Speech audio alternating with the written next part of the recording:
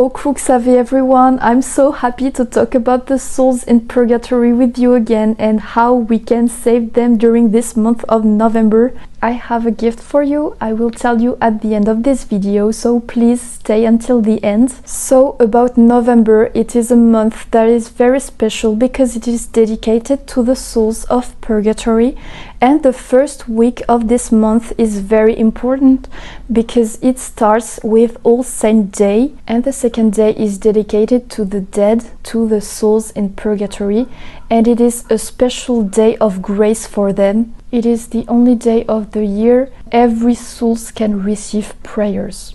Yes, it means that normally not every soul can receive prayers from us.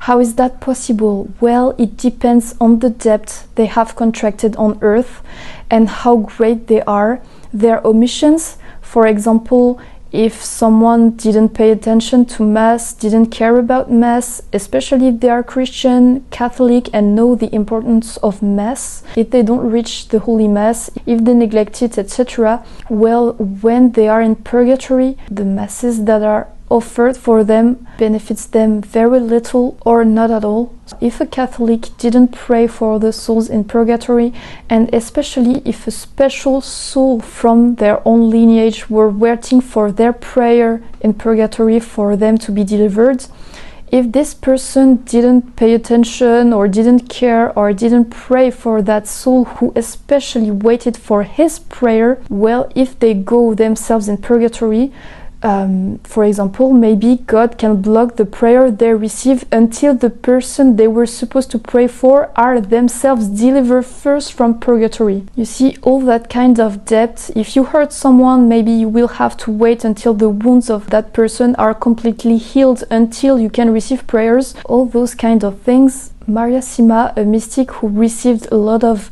revelation from purgatory, told us that the more we were selfish, the less we receive help in purgatory, and the more generous we were, the more help we will receive. So some souls cannot receive prayers during a certain time or until some conditions are met for them to finally can access to those graces. And so concerning November the 2nd, it is the only day in which every soul can receive prayers, even those who cannot in a normal day. So that is a day of grace, a day of mercy, a day we can do a lot of good, and we shouldn't miss it, we shouldn't neglect it, and we should do everything possible to help them. We must do as much as possible, we must benefit that day to help them and to receive help from them, because the more they thirst, the more precious our help is, and the more grateful they are, and the more they pray for us once they are delivered. So November the 1st and the 2nd are a great opportunity to help the whole world, to help the divine mercy to flow on earth due to the good we do to the souls in purgatory and the good they do to us, to thank us for what we did first for them. So that is a very special day, not only for purgatory but also for earth and for the future. So please be aware of that and take that opportunity to do a lot of good. There are other special days for the souls in purgatory during the year, especially Christmas. It's the day when the most souls arrive in heaven. Also the Friday before Easter, it's the Holy Friday or Saint Friday. The day Jesus died on the cross to expiate our own sin is a day in which a lot of grace flows for every soul.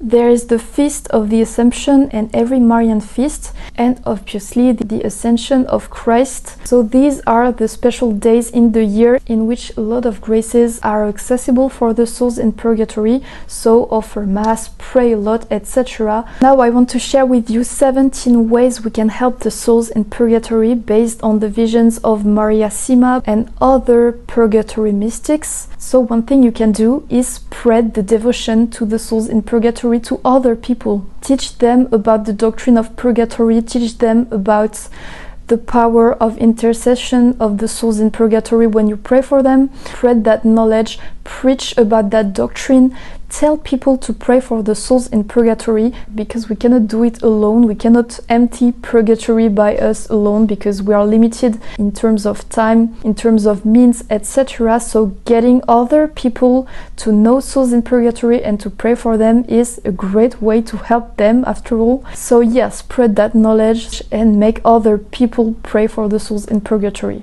Then you can pray every time, no need to wait until you have the time to be alone, to kneel and to pray a rosary. You can just think about them and say, oh Jesus, I want to help them. Just share your intention with God, and that is also a form of prayer. You can say, oh Jesus, I send my guardian angel to pray over them, or Eternal Father, I offer you the most precious blood of Jesus for the souls in purgatory, or oh Lord, have mercy on them. All those things you can do all day long, during work, during cooking, during driving, anytime, just thinking about them, having compassion over them, and share with Jesus the intention you have to help them. It's already a form of prayer. Jesus said to Saint Gertrude that every intention is like a pearl on the golden table in heaven, and that is true no matter how small the intention might be. So don't wait until it's your prayer time. Pray whenever you have a thought about them. That is a great way to help them. Then we have the sacred items. I'm sorry, I don't know the exact words of sacramentals maybe. Everything that is holy water, holy candles, etc. The souls in purgatory love them deeply. Maria Sima says that burning a candle for them is helpful, first because it is an intention and an act of love, and second because the holy candles are light in the darkness they are in. So burn some candles for them, even if it didn't receive a special blessing from a priest. It is better with a benediction. It brings more graces, it's more powerful. But even if it's not the case, it has value and it does help the soul, so you can do so.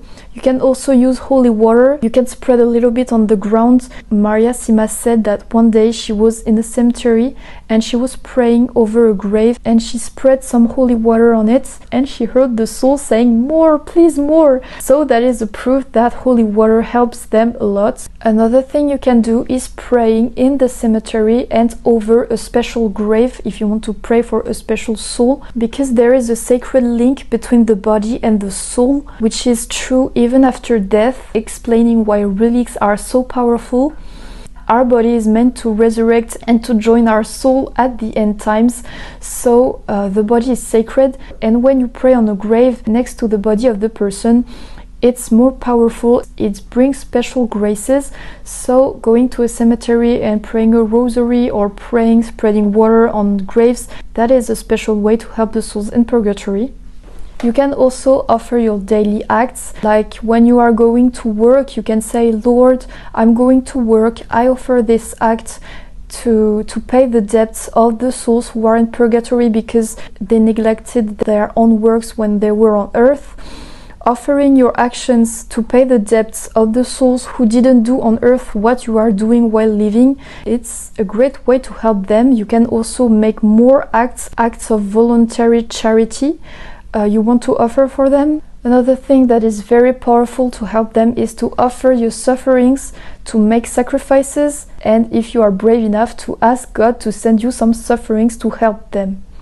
If everything is fine in your life, if you don't suffer, if you are very rich, if everything is well, you can say, okay Lord, you can give me some trials so that I can obtain merits for the souls in purgatory, and if it's God's will, you will receive some, not something that will destroy your life, but you can have some trials to obtain more merits for your own souls and for the souls in purgatory. So you have to know that God doesn't make you suffer more than you are able to endure, and if it's not His will, if it's not good for your soul, not useful for the souls in purgatory, He will not send suffering, so trust Him. Maybe He will not, maybe He will, and if He does, it's for a higher good. So you can choose to trust Him and to say, okay Lord, I'm ready. If you want to, I offer myself, and do whatever you want. So that's really, really powerful. But if you already have sufferings, you can offer for them, and if you want to sacrifice little pleasures, you can also do that. That is also great for the souls in purgatory. You can also fast. That is very powerful all the time. It makes your prayer more deep. It makes you connect with God deeper. It mortifies the body. It's a very powerful form of prayer, and you can offer that pain, that effort to the souls in purgatory.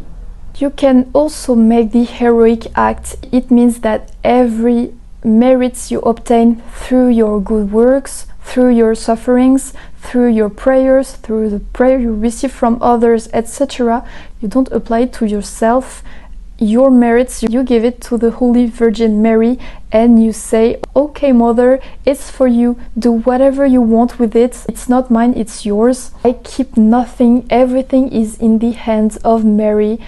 And so that means you have a deep trust in God, because renouncing to your own merits, renouncing to the prayer you receive, to your merits and to the indulgences you could apply to yourself, it means that you trust the mercy of God and that you put yourself last and you put others first. It is scary because we might think that we will go to the deepest level of purgatory, but trust God and give all your merits to Mary. Maybe you can say, I give all my merits to the souls in purgatory, or maybe you say, I give it to God and He chooses what He wants to do, even if it's for the souls in purgatory, for the sinners. You just give it to God and you let Him apply to whoever He wants, not yourself. Maybe it's yourself, but maybe it's not. You trust that He knows better than you.